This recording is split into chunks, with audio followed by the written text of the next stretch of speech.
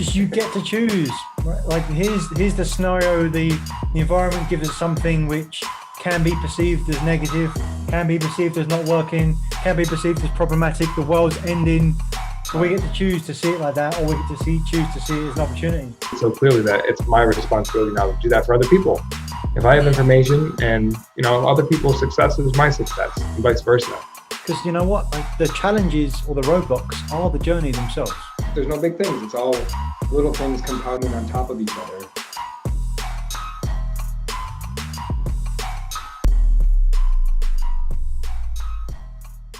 Welcome to another episode of Truth Seekers. Coach Nick, what's up?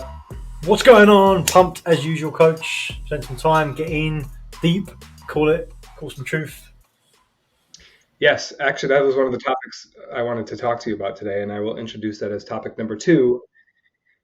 Number 1 is thinking about how I'm showing up to today's conversation, and I feel like I'm entering the workshop today. Like, there's things I want to work on, and we've said this before, but we try to share things that would be useful to other people, but we also we try to have natural conversations, authentic conversations, that we detach ourselves from the end result, trying to come away with something, and by doing that, we get what we let go of. So I feel like we're sharpening the saw today. I got a few things I want to think about, and I'm actually not sure how I think or feel about them. So I'm looking forward to talk through those. And topic number 2 that I teased out would be, I think we love going deeper on principles, right? We take one and we go really deep and flip it on its head and dissect it like a 7th grade science class and see what the hell is underneath everything. And I think about how much fun we have with that, and also how useful it is, right, to understand a principle deeper than we did before we started talking about it. And then I thought about how much I want to or desire to do that with the rest of my day, like besides coaching, and how much that's not possible sometimes.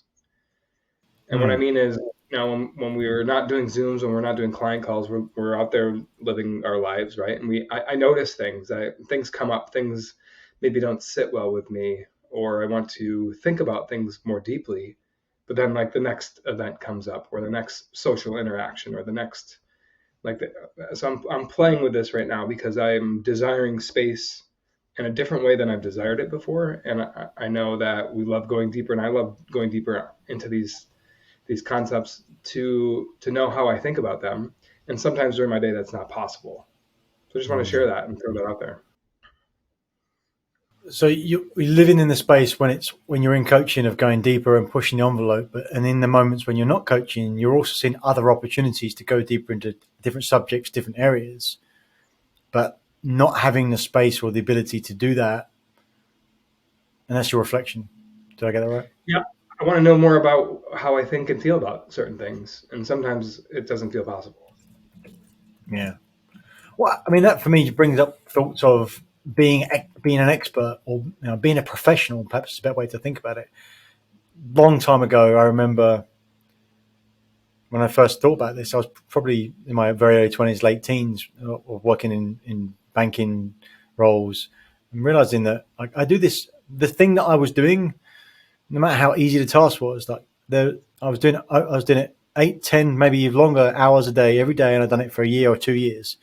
And it wasn't just one task; it was a whole bunch of things. But that thing to be successful in that role, I remember thinking, there's not a single person in the world that can do this better than me. Not that they couldn't if they didn't have the opportunity, but right now there is no one else in the world. I am the expert in this. If anyone wants to know anything about this, they come to me. And so that's kind of what jumps out for me, is like, whatever your area of focus is, wherever you spend the time, wherever you spend the depth and create the depth and the action, is where you'll become good at. And part of that is to realize that you can't be everywhere. I want to get deeper on this, but like, what's my chosen? And I think that's probably a big leverage point for me of moving into coaching in the first place, was if I'm going to spend all this time in a certain area, it better be something I'm interested about. Because there is going to be a lot of things that are repetitive, but repetition is the mother of skill. And then that allows you to go deeper. And then you become, that's where you become people who have spent 10, 20, 30, 40, 50 years in a certain subject. It's just, that's that old saying, right? They've forgotten more things about that subject than I'll even never know. It's just, there's so much depth there. But Am I getting to? Is it along the same thought process as you? Yes, I took a note while you were speaking that we can't go deeper on everything. And I actually journaled about this morning, just about having priorities. And I think this is a very common trait of high performing people that, they take on a lot of things. And A, it's because they can, but B, like what's the repercussions of that? I think a high performer's energy spread across 8 things. This is interesting because there's principles of there's studies done with athletes in season, right? Their grades are higher because they have less time to screw around. Like they got to get stuff done. They got to take care of business when they can. But I think it's probably a parabola shape, right? Where that the law of diminishing returns shows Yeah, up at a certain yeah, point where you take on too much stuff and you're spread too thin that you can't show up like you want to for all the things that you've decided to take on. yeah. Right.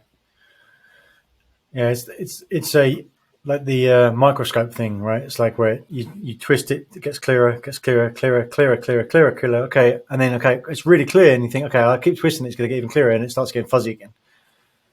Yeah, there's a like after a while, like you go over it's diminishing returns, like you said. Yeah, exactly. I think that's right. Like if you said, oh, you're in season, plus you're going to do all your grades, and you're going to go learn to play the guitar as well. It's like it will all fall apart. It won't just be you can't play the guitar because you're trying to equally split those things. Yeah, and so what do you do? Well, you got another balance for yourself in any given time, right? Yes, and I had this conversation with a client today.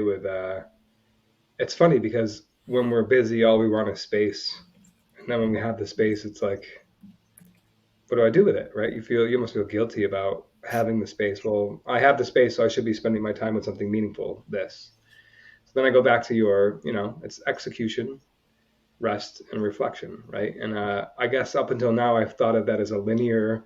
As I go forward in time, I'm either this or this or that.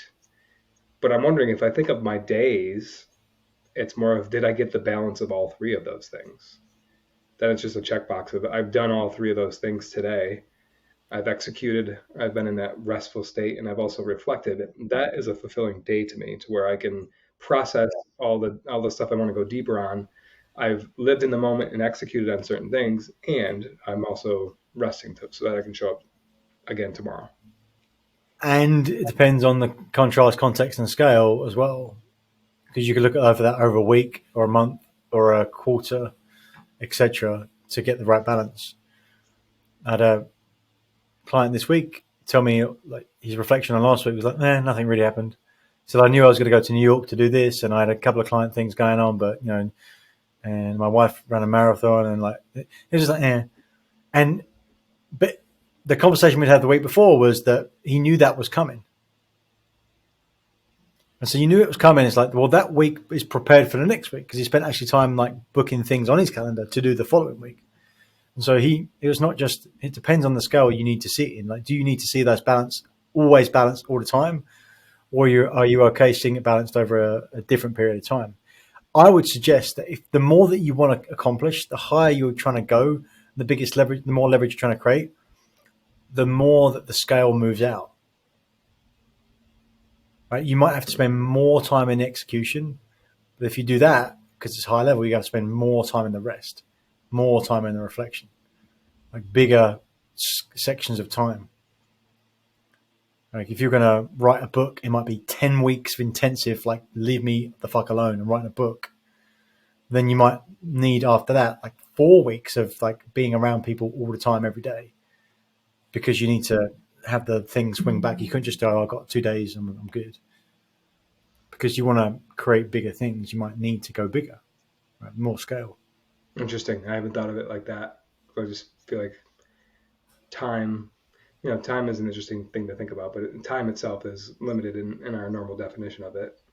But yeah, interesting to think about just going deeper at different times with different each one of those phases. Yeah. Because you could still do both, right? You could still look at your day and go, where was I on those three: execution, reflection, and rest? Where was I on the three in the day? And then you can rate them where you are in terms of the split. And then you could take the same day, but zoom out to that same week and then do the same thing. And then same for the month and same for the quarter, same for the year. And then you could do it by decade. And you could then, because in 20 years' time, 30 years' time, you can look back and go, what was your 30s about? And you could do that for a whole decade. And because you've got enough scale that you'll start to compartmentalize that.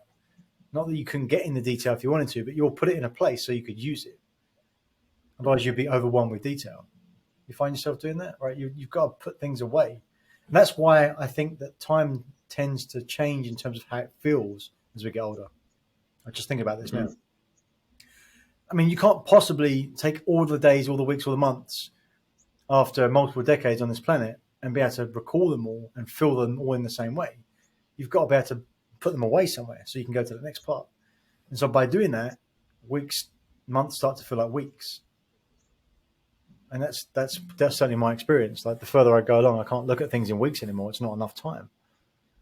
I've got to look at things in months because there's now enough activity and things and experiences that happen that if I try to recall, not that I can't recall specific things, but I can't it can't be what's on show. Right. Oh, here's an example. Right. So if you go into your phone, and I know you got a nice shiny new iPhone there, Coach. If you go into your pictures, what do you see? You now get like open it up. What do you see at the bottom? What are the things you see at the bottom? What does it say? It says all the different types of pictures. Hold on, my gallery. Yeah. Edit, send, trash, like. No, this thing here. Oops. The bottom. It says all pictures, and it says days, days, months, and years. Mm-hmm. Right, so if you've got all pictures, you've got like just this week probably. Right? If you click on days, you can see like just basically the same view, and then you can see months, and then you start to see it being what's the front page of each month. And if you do the year, you get a year version of that as well. So in order to see more scale over time, you're forced to take less images from a certain time period. Yes. And so that, I guess for me, that's what ties around. And then you can say, well, if you can do that, then you can go knowing all those things I know now, what's the next bigger move? So you can start to act in longer term because you can start to see past in longer term, or as a shortcut to see other people doing it, which is what we do, Coach.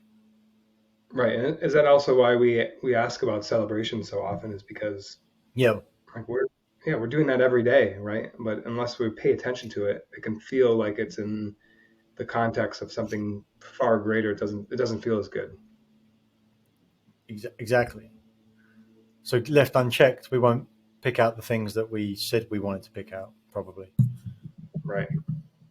So we have to ask ourselves to access. Yeah, we have to ask ourselves to access this. I think what it comes down to is that to kind of tie back to where I want to go deep, and how am I going to that next place? You want enough so it pushes you, but not too much that it pushes you over. I think that's the soundbite for me. Like you got to be pushed, but not pushed over. And to know that that's not like a point, right? It's a spectrum, and you might, like, at any given time, you're probably too far on one side or the other. Is that right? Or do you think there's a sweet spot in between? No, because there might be. There's a sweet spot for right now, but it might not be the same sweet spot as tomorrow. Right. It's fluid. Today's balance is not tomorrow's balance necessarily. Right. All right. So here's what I come back to. Maybe this is how I want to start to finish or wrap the conversation is, and this came up with the client Zoom today, with prioritizing. If we can't go deeper on many things and time is limited, how do we think about, it's very difficult for high performers to give up something that, maybe they have 8 different passions. So what would you recommend to somebody who wants to get down to 4 and make a bigger impact with 4 different things than 8 things? Well, first of all, it's that realization that, like, in order to do your best work, to make the biggest impact, you've got to be more focused. The more focused and precise you are, the biggest impact you can have. So it's that first realization that you must get from 8 to 4. In fact, you probably need to get 4 to 1. Really, if you want to have an impact, if you really believe that these things are that important to you, it's just a type. Do you want to be someone that has a little hand in a lot of things, or do you want to have a big hand in very few things? What's really most important to you, and that will like making that commitment up front, like, is the first part, and then it's just saying, look, when the things are important to you, you're only looking for small things that are different. Again, it's the thing that's popped into my head recently about being on the same page, right? If you're on a different book than me, it's obvious in a different book because the cover's different, for goodness sake. We haven't even got to open it to know it's different. That's easy, right? So it's a thing that don't make your top 8, there is somewhere in the top 20, 30, 50, they don't even make the prioritization list, then that's easy. But if I'm in the same book, I'm on the same page, it's more challenging to see. So your top 8 are all on the same page. But perhaps it shouldn't be about getting on the same page. It should be more about getting on the same word. Like, what's the one with the most juice? And at that level, it's not so obvious. That's the point. It's just saying this one's slightly over this one's slightly over that one. So you do have a number one. Like, it goes back to priority, right? That word didn't have a plural until a couple of hundred years ago. You can have one thing that's most important. You can't have 2 things that are most important. Just one. If you want to make a real difference, like if you want to push it and you're the best at something in the world, there's lots of other people that are great at it as well. It's very unlikely that you could have that thing as just partially that you're doing and then be the best in the world at it. You want to be all in on something, right? You want to go like all of it. And let's just say, even if you could do that, if you were some sort of freak where, some sort of crazy sports star like a Jordan, where you can choose to play baseball after playing basketball, or whatever, it's still like, if you go all in on one area, you're going to be the greatest ever. That can never one can beat, not just the best at that time. No matter whatever way you cut it, you're going to get the most juice from being all in on one thing. Is it worth it to sacrifice everything else? Like, say Michael Jordan was very awkward socially, for example, and he couldn't work on it because he was just working on his basketball game by himself all the time. Like, what's the wrapping up of this, of like being well-rounded at the same time versus phenomenal at one thing? It's a scale of percentages. So give yourself 100 points to scale it as a percentage and say, I'm 100% in on being the best basketball player that there ever was, the best I could possibly be of it. That's how my world is arranged. That's all the things I could possibly need. So that's the only thing that's important to me. Everything else is just everything else. But you might say that part of what's holding back from being the best basketball player ever is being able to communicate in certain ways. So socially inept, well-roundedness actually allows me to be better at basketball. As long as you're focused on where you're going to, you can create a frame that allows you to get there. Just as long as you're honest with yourself, just get clear on it. It doesn't necessarily mean that you have to give up other things. Sometimes that's what it seems like. Sometimes that's what it seems like, right? But you can say, does this thing I'm doing here take me towards what I've defined as the most important thing for me? That's pretty clear, like a yes or no. Yes, it's somewhat, or could I do something better than that right now? And that's the constant process of evaluation and prioritization and commitment. Never stops. Yeah, and that'll be my takeaway today. And I wanted to enter today's conversation going into the workshop here to think about these things. I think I need to, think about that space in my schedule and then prioritize those things that are most important to me, because I feel that juggling sensation of lots going on. And I realize, that's only there because I've allowed it to be there. So what am I going to do about it? Yeah, right. And strong beliefs loosely held. You can say, right now, this is the thing I'm going all in on. And it's like, well, I don't know. What if it's the wrong thing? Well, that's how you find out. You go all in on something and you find out if it's the right thing. As soon as you find out it's not, get the hell out of there. Do it again. Yeah. Interesting topics. Anything else, Coach? Double bicep to finish, and we'll get out of here, Coach. Awesome. Yeah. Just go and think about moving forward as how am I being pushed? What's pushing me that's a bit awkward right now, uncomfortable, but not as much where I'm just going to get pushed over. I think that's key to think about. Love it. Thank you. We'll see you next time. Thank you for watching another episode of Truth Seekers. We appreciate your interaction, so please comment, like, subscribe to YouTube, Apple Podcasts, or Spotify, wherever you get your podcasts. And if you want more, check out some of our links to our masterclass, The Achiever's Mindset, and come join our LinkedIn group. And what do you want to see more of? Remember, we're here to share the simple secrets of successful. So help us do that. What do you want to see? What do you want to see more of? Thanks, and see you again next time.